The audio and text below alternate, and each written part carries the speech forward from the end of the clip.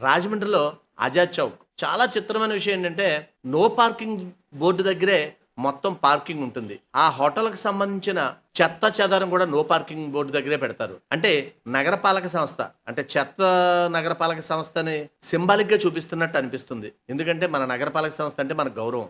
కానీ మన నగరపాలక సంస్థ వాళ్ళు ఏర్పాటు చేసిన నో పార్కింగ్ బోర్డు దగ్గరే వాళ్ళ చెత్త పెట్టడం ఏంటి?